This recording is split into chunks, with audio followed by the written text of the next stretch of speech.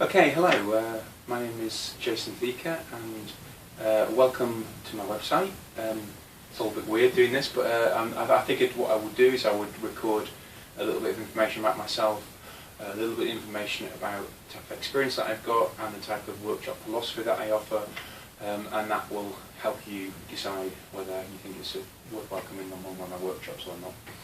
So, my personal experience is essentially I've been a sort of a practicing artist for the last 27 years, and I've been a professional artist for the last 22 years. So since I graduated, I have worked in various different jobs creatively, and I have done things like I've worked in the traditional animation industry. I have worked doing sort of stop motion type things and lighting and sort of that type of stuff, making environments, animating characters, that kind of stuff.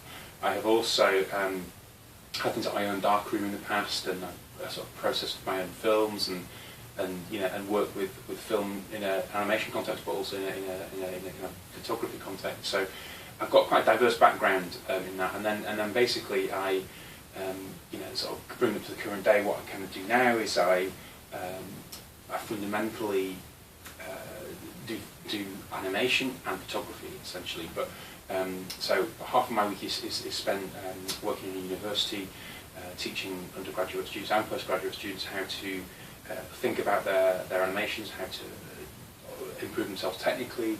I mainly deal with computer animation, but I also do stop motion type related work as well. So I kind of do some consultancy work, but I also direct films that I've made. So I'm very interested in that kind of story and the sort of make of things. But I also do things like write articles for popular photographic press, sort of things like digital camera, amateur photographer, various local things as well.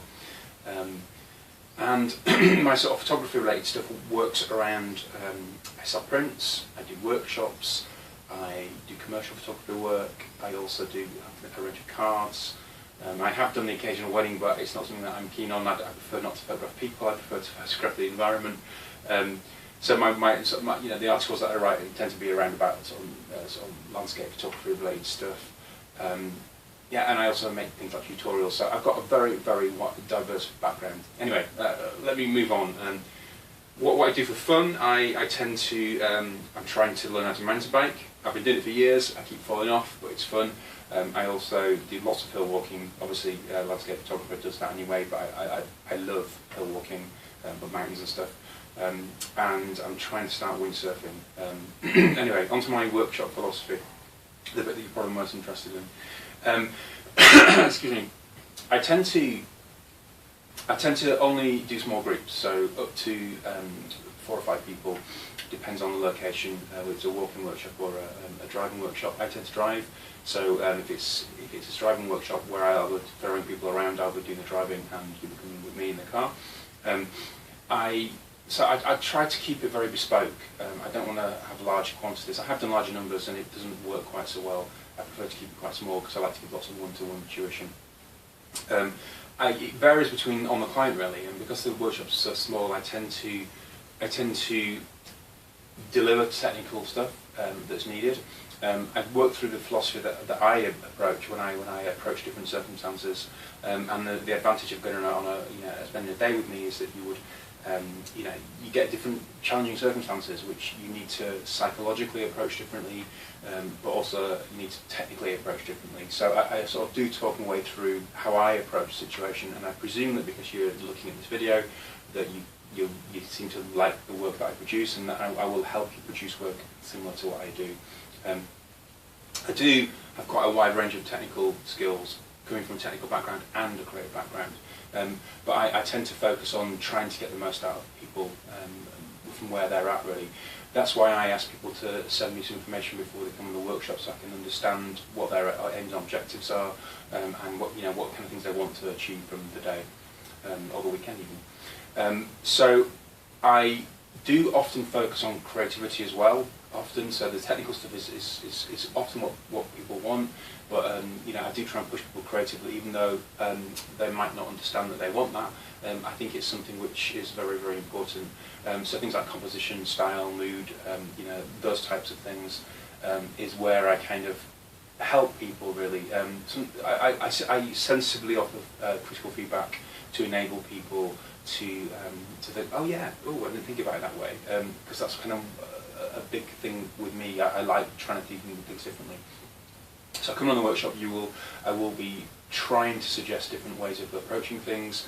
I'll be looking at your work, I'll be giving you some feedback on the work, and I will also be helping you technically. So my main aim is really to improve you, and that's kind of what I do. My teaching style is pretty much optimistic and positive. I'm a reasonably relaxed person. Well, depends what the situation is, but I am reasonably relaxed, and I like people to have fun, and I like to make it nice and sociable. So I like people to get on. I like, and I'm a positive person, so I'm an optimistic, positive person. So that's the approach that I will take. I won't be sort of telling people off. No way. Never had to. Although some of my undergraduates I sometimes have to, because it's a different thing. But anyway. But yeah, I will be giving honest, sensitive, critical feedback, which essentially means I will be helping you improve the way that you see things.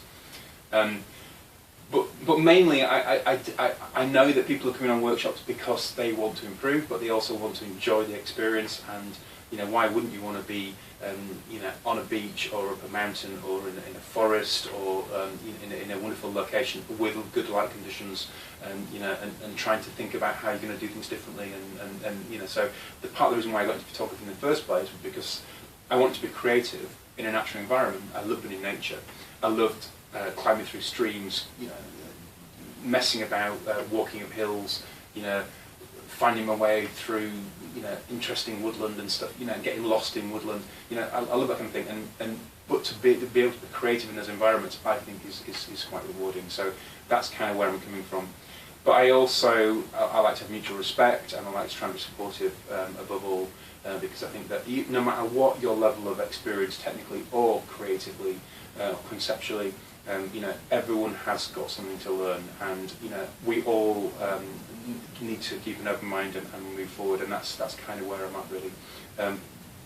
Anyway, I could go on for ages, and I know that I could try and keep this short. It's probably longer than I anticipated, but essentially, that's kind of what you'll get. And by all means, look at some of the feedback from clients. I do have a number of quite a lot of clients that keep coming back. But I love to meet new people, and I love that the clients that keep coming back.